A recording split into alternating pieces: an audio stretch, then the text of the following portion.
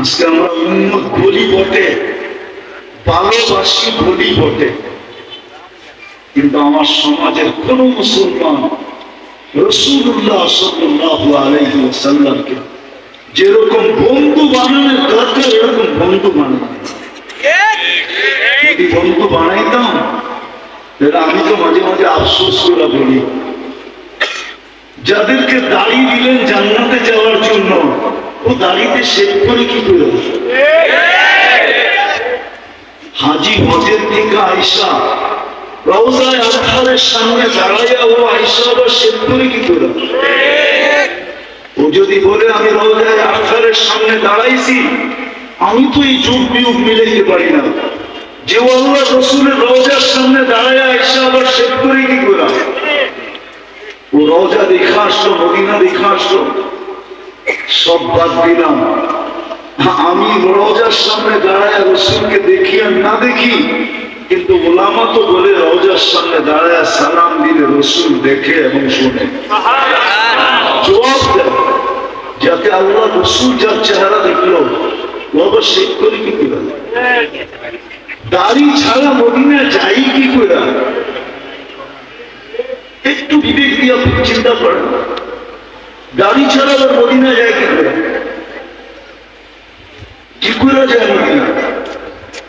একটু দিলে আচর কাটে না, একটু দিলে এই কথা আসে না যে আমি যে রওজার সামনে দাঁড়াবো, আল্লাহ রাসূল দেখবে, আমার দাড়ি না দেখলে যদি চেহারাটা ফিরে গেল, আল্লাহ রাসূল তো চেহারা ফিরাবে না, আল্লাহ তো চেহারা ফিরাবে না। আল্লাহ তো এটাই বলছেন, রওজার উপরে তো এই লেখাই আছে, আপনার উম্মত ওয়াইদ আন্নাহুম যালামু, আপনার উম্মত গুনাহ করতে করতে কোন পর্বে যদি আপনার কাছে আসে, সুম্মা জাউকা ওয়াস্তাগফিরুল্লাহ, আমার কাছে মাপ চায়, আমি ওর দিকে তাকাবো না, আমি দেখবো আপনার চেহারা কোন দিকে। আস্তাগফারা লাহুর রাসূল, আপনি যদি একটু ইশারা দেন লাওয়াজাদুল্লাহ তাওয়াবার রহিমা, আমি আল্লাহ পুরো গুনাহ মাফ করে দেব। ওয়ালাউ আন্নাহুম ইয যালামু আনফুসাহুম, নাই কোরআনে আল্লাহ তো বলে আমি বন্ধুর দিকে দেখবো। উম্মত তো বলি রহমতের তো চাই, ফুটাইতে তো চাই, কিন্তু রহমত পাওয়ার তো সহজ পদ্ধতি দিয়েছিলেন যে আমার বন্ধুকে বন্ধু বানাও। এটাই তো মনে হয় কোন কবি বলছিলেন, ক্যা ওফা তুমে মোহাম্মদ সে, ক্যা ওফা তুমে মোহাম্মদ সে তো হাম তেরে হ্যাঁ। আমার বন্ধুকে যদি বন্ধু বানাইলা তা আমি তোমার বায়না করতে। এক হাদিসের তর্জমা করছেন কবি, क्या वफा तुमने मोहम्मद से तो हम तेरे हैं। ये दुनिया क्या चीज है, दुनिया की जिनिस, लौह कलम तेरे हैं, समग्र जगत তোর হাতে উঠে গেছে। যুবক হয়ে দেখো না, বানাও না মুহাম্মদুর রাসূলুল্লাহ সাল্লাল্লাহু আলাইহি ওয়াসাল্লামকে বন্ধু বানাও না। শুধু নাম শুনলে, আমি বিরোধিতা করতেছি না, শুধু নাম শুনা খালি চুমা দিয়া চোখে লাগাইলে হবে না। বন্ধু বানাও, বন্ধু, আল্লাহ রাসূলকে বন্ধু বানাও, বন্ধু বানাও। দেখো রহমত কিরকম আসে, দেখো আল্লাহ কিরকম বন্ধু তোমাকে বানায়, তখন মজাই অন্যরকম হবে। বললাম না, তখন সারা রাত কাঁদবে আর বলবে সবকো सुनने में मजा आता है, या खाने में हमें तो मजा आता है, तेरे आगे हमें नहीं। তখন কান্নায় মজা আসবে, তখন সারাদিন ভাববে আর কত জান্নাতে কবে যাবো, কবে আল্লাহকে দেখবো, কবে আল্লাহকে দেখবো। এটাই মনে হয় কোন কবি লিখে গেছিলেন, কুনকুম ইয়া হাবিবি কান্তানামু আজাবান লিল মুহিব্বি কাইফা ইয়ানামু। সত্য এটা। আজকে আল্লাহ রসুলকে আমরা বন্ধু বানাই না। যদি বানাইতাম তাহলে আমার সমাজের চিত্র এরকম কেন হতো? মুসলমানের অবস্থা, উন্নতের অবস্থা এরকম কেন হতো? যাকে আরো সে দেয়া বলেন নাই, ও মেরে দোস্ত, আপনাকে আমাকে আরো সে দেয়া বলেন নাই। আর প্রমাণ দিতেছি আরো সে দেয়া বলেন নাই। আল্লাহ আমাদেরকে সালাম দেন না, আল্লাহ বন্ধুকে সালাম দিয়েছিলেন। আসসালামু আলাইকা আইয়ুহান নবী ওয়া রাহমাতুল্লাহি ওয়া বারাকাতুহু। কিন্তু আল্লাহ রাসূল সাথে সাথে বলছিলেন, আমাকে সালাম দিলেন উম্মত।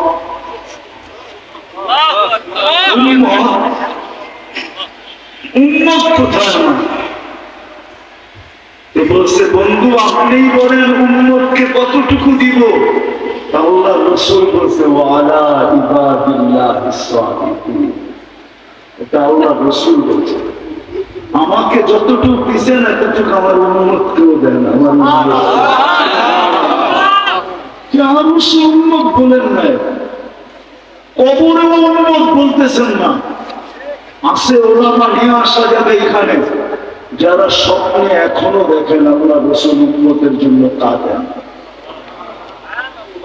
কি এরকম দু চারটা ঘটনা নাই ওলামাদের ভিতরে? আল্লাহওয়ালাদের ভিতরে নাই? খুঁজলে পাওয়া যাবে না? আমার কাছে তো পুরো এক টিম আছে, বললে নিয়ে আসতে পারবো। পুরা টিম, এক পুরা জামাত আছে যারা স্বপ্নে দেখছে উম্মতের জন্য চোখের পানি ঝরতেছে। দুনিয়ায় ছিলেন, চোখের পানি ঝরাইতে ঝরাইতে কবরও ঝরাইতেছেন। আবুল সামরকান্দি রহমতুল্লাহ আলাইহি লেখছেন, নইলে আমি কোনোদিন বলতাম না।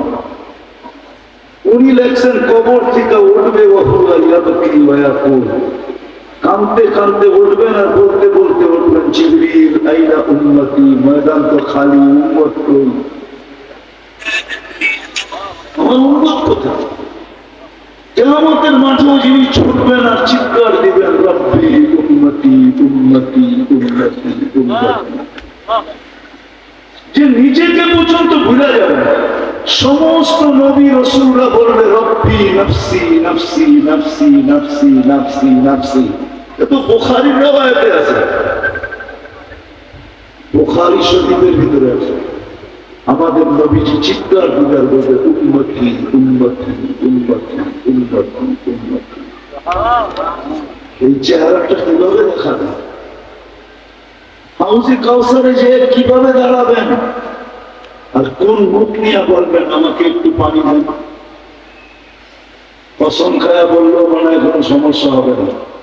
হাউজে কাউসার যার পেটে যাবে, ওই পেট কোনোদিন দোজখ ধারণ করার ক্ষমতা রাখে। সত্য এটা। যেই পেটে যাবে হাউজে কাউসার, ওই পেট দোজখ ধারণ করার ক্ষমতা রাখে না না না না না। এটাই প্রথম প্রমাণ যে পার হয়ে যাবে। কারণ হাউজে কাউসার পেটে দুইটা গেছে, বিদায়ে কোথাও আটকাবে না, পার হয়ে যাবে। আপনি জানেন না হাউজে কাউসার কি করে চেহারাটা দেখাবো বলেন? এই জন্য রবিউল আউয়ালের মাস এটা। আসেন দুটা কথা বলে শেষ করতেছি। আসেন অঙ্গীকার করি আসতে যে রসুলকে বন্ধু বানাবো। প্রথম অঙ্গীকার এটা বানাবো। কে কে অঙ্গীকার করতে পারেন? যদি আপনি অঙ্গীকারে সত্য হন, তাহলে দ্বিতীয়টা করতে হবে। রবিউল আউয়াল মাস, আমি আপনাদের পায়ে হাত দিয়া বলি, বিশেষ করে যুবকদেরকে বলি, তোমার নেটের মাধ্যমে তুমি সিরাতে খাতেমুল আম্বিয়া নামে একটা কিতাব আছে, ছোট 96 কি 98 পৃষ্ঠা। এই কিতাবটা লোড করো। কমসে কম এই রবিউল আউয়াল মাসে নবীর একটা সিরাতের কিতাব পড়েন। বিশেষ করে আমি যুবকদেরকে বলবো, তোমাদের পায়ে হাত রেখে হবে। নবীর একটা সিরতের কিতাব পড়ো, 96 পৃষ্ঠা, বেশি না, 98 পৃষ্ঠা, 100-র উপরে তো হবেই না। বাংলায় পাওয়া যায়, বাংলা, যদিও এটা আসল উর্দু, কিন্তু বাংলায় তর্জমা হয়েছে 96 পৃষ্ঠা বা 98 পৃষ্ঠা, সিরতে খাতেমুল আম্বিয়া। পড়ো, একটা সিরতের কিতাব পড়ে। এই মাসটায় ঘরে সিরতের কিতাবের তালিম করেন। রাগ হবেন না, আমি কাউকে ক্রিটিসাইজ করতেছি না, আমিও ওই দলের লোক। ফাজায়েল পড়লে যদি ঘরের ভিতরে নূর আসে, ফাজায়েলে হজ পড়লে হজের সময়, রমজানে ফাজায়েলে রমজান পড়লে যদি ঘরে নূর আসে, ফাজায়েলের কিতাব পড়লে যদি ঘরে নূর আসে, তো সিরতে মুস্তাফা পড়লে কেন নূর আসবে না? কেন আসবে না? আল্লাহ রসুলের সিরত ঘরে পড়লে নূর। আল্লাহ রসুলের এই ছোট কিতাবটা ঘরের ভিতরে তালিম করেন। তাইলে যদি মনের টিকা করতে পারেন, তাইলে বন্ধুত্ব আস্তে আস্তে হতে থাকবে। একদিন আপনার দেখতে হবে না ইনশাআল্লাহ, একদিন স্বপ্নে দেখবেন উনি এসে আপনাকে দেখা দিতেছে। দেখা তো দিবে না, ভাগ্যের দরজা খুলে দিবে, ভাগ্যের দরজা। রব্বে কাবার কসম, ওলামা একমত হবে, আমি বিশ্বাস করি, যে আল্লাহ রসুলকে জীবনের স্বপ্নে একবার দেখছে, ওর ভাগ্যের দরজা খুলে গেছে। আপনাকে আইসা দেখা দিবে। এই জন্য সিরাতের কিতাব ঘরের ভিতরে এই মাসটা কমসে কম রবিউল আউয়াল, রাসূলুল্লাহ সাল্লাল্লাহু আলাইহি ওয়াসাল্লামের আগমনের মাস হিসাবে সিরাতের কিতাব ঘরে তালিম করবেন।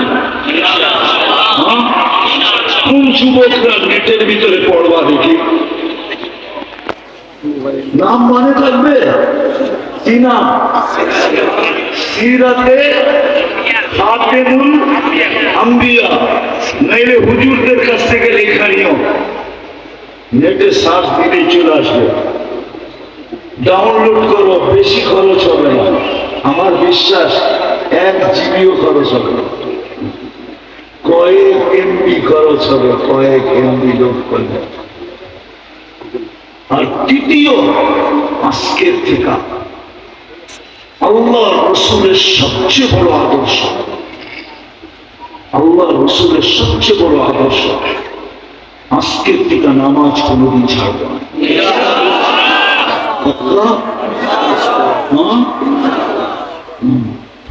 চতুর্থ, আল্লাহ রসুলের বহুত বড় হুকুম, আদেশ আমাদের প্রতি, যে আমাকে হয়তো তোমরা পাবে না, আর অবশ্যই পাবো না। হিজরি চলতেছে এখন কত? 1446, ঠিক না? আল্লাহ রসুল ওইখান থেকে 10 বাদ দিয়ে দেন। 10 হিজরিতে আল্লাহ রসুল দুনিয়ার থেকে চলে গেছেন। 46 থেকে 10 বাদ দিলে কত থাকে? 36। 1436 বছর আগে দুনিয়ার থেকে চলে গেছেন। এই জন্য বিরাট বড় একটা হুকুম রেখে গেছেন, যে আমার পরে তোমরা হক্কানি আলেম আল্লাহ ওয়ালাদের পিছে চলো। হক্কানি আলেম ওলামা আর আল্লাহ ওয়ালাদের পিছনে চলো, কিন্তু ভুলেও কখনো এদের উপরে আঙুল উঠে না। জাতি তো জানে না, বুঝতেও চায় না। হায় হায় হায়, সত্য তো এটাই। এই জন্য চতুর্থ আমার আপনাদের কাছে অনুরোধ থাকবে, আমরা হক্কানি আলেম ওলামা আল্লাহ ওয়ালাদের পিছে চলব।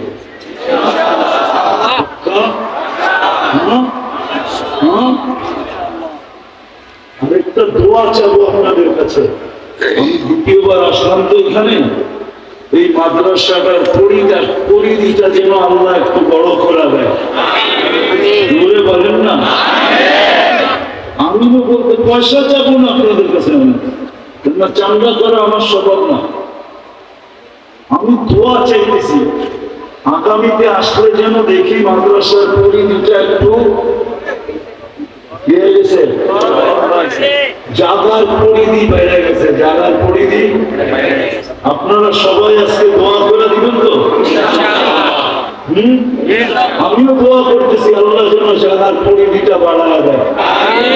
জোরে বলেন না। টাকা তো চাবো না, বললাম না, শুধু আমিনটা বলা বলতেছি। আর আমার বিশ্বাস যদি আপনারা আমিন মনের থেকে বলে থাকেন, মনে হয় এটা কবুল হয়ে গেছে। আল্লাহ আমাদের সবাইকে আমল করার তৌফিক দান করেন। ওমা আলাইনা ইল্লাল বালাগ। দয়া করে কোন মুসাফা না করেন।